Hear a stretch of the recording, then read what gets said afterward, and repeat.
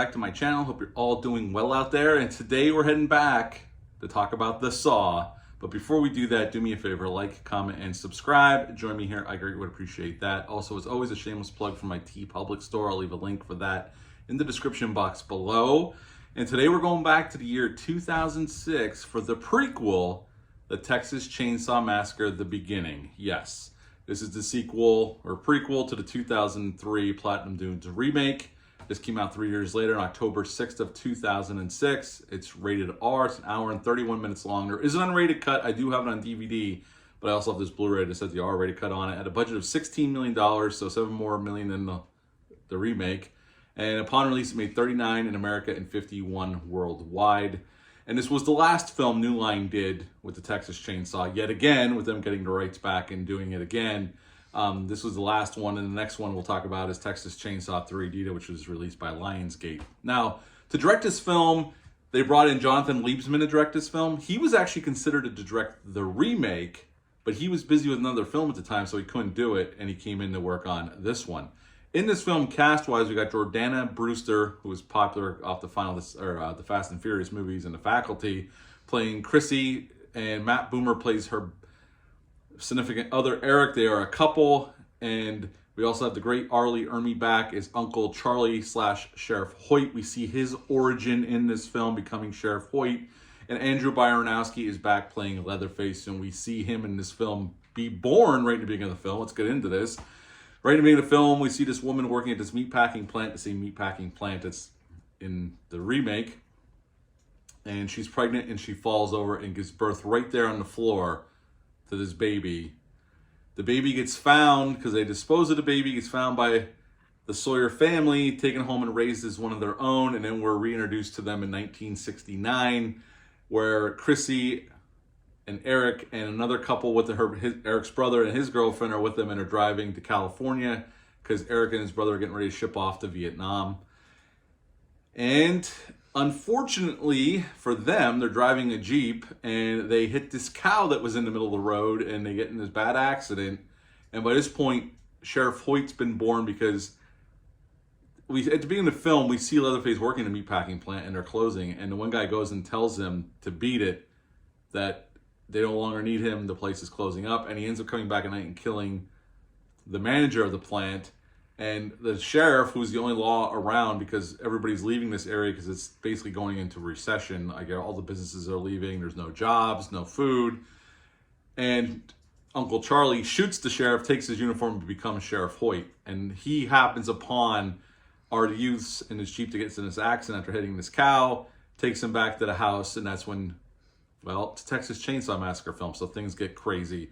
And, you know, Chrissy escapes, but this being a prequel, even seeing this in the theater opening night back in 2006, nobody's going to make it out of here alive. That's the one thing about a prequel. You pretty much know what's going to happen because there's no way anybody can survive this. And she doesn't survive it. She gets it right at the end of the film. We got John Larroquette back again doing the voiceover work in the beginning of the film. And that's pretty much the end of Texas Chainsaw Massacre at the beginning. But we do see the birth of Leatherface. We see Leatherface skinning his first face mask in this film. And actually, even the R-rated cut is quite gory. This is definitely, up to this point, this is the goriest film in this franchise. Even gorier than Part 2, I think. They do show quite a bit. And this is actually, I actually think, rewatching this for the first time in a while, this is actually a mean movie. Like, a really mean movie. And Sheriff Hoyt is more disturbed, I think, than Leatherface. Leatherface is just a muscle. He's doing what he's told. Sheriff Hoyt's just a demented, sick bastard, and he's just torturing these kids, like, just for his own pleasure. And it's funny to see, I mean, Arlie Ermey's good doing it, but it's funny how quickly he takes to it in the cannibal. They really play up the cannibalism part in this movie, too. Like, we're in the remake, you know they're cannibals, but this one, they full bore just talk about it, and there's no doubt they're playing it up to the hilt, the cannibalism in this film. Because they have Sheriff Hoyt giving a speech at the dinner table, never go hungry again, thanks to your friend. Like, I mean, they go full in on the cannibalism part. Probably more so than any other film besides Part 2 and 3, because 3 they played up pretty much too, but here they even go harder on it. The makeup effects were done practically, and they look spectacular. It's a very gory film. The unrated cut's even gorier, which I've seen. I do have it on DVD.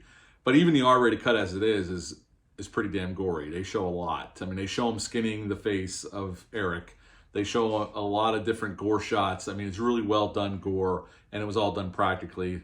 So that was good. And they shot this in Texas just like the remake. Are there any downsides? Well, the downside is it's a prequel. We know what's going to happen.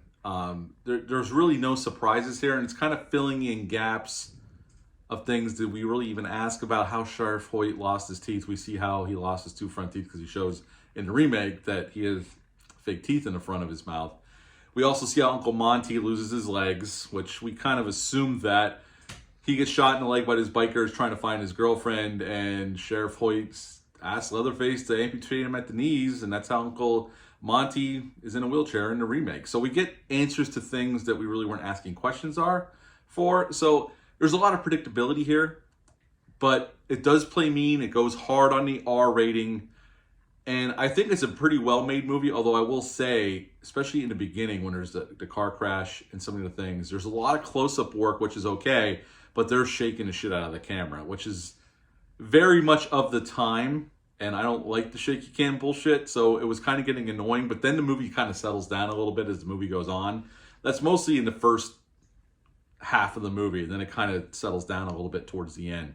But thank God that shit went away, because it does go. I mean, even Troy, we watched it together, he even mentioned, he goes, why is the camera shaking for no reason? I'm like, it was the style back then. Thank God it's gone away mostly.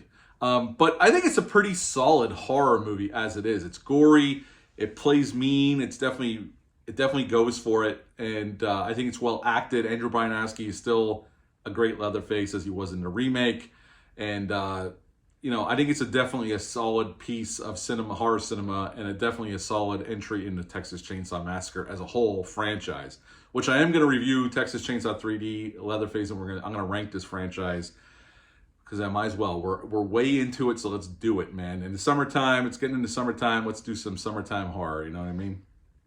Some trivia here. The chainsaw that Leatherface carried around in the movie weighed 35 pounds. So that was, 35 pounds running around with. Andrew Bryanowski's a big dude, so he can handle it. That's a lot of weight to be running around with constantly all day long. The count the kids hit in the Jeep was actually made of fiberglass, and it was filled with blood and fake organs and bone. That's how they pulled that off. You can hear my dog barking. There must be a delivery guy at the front door.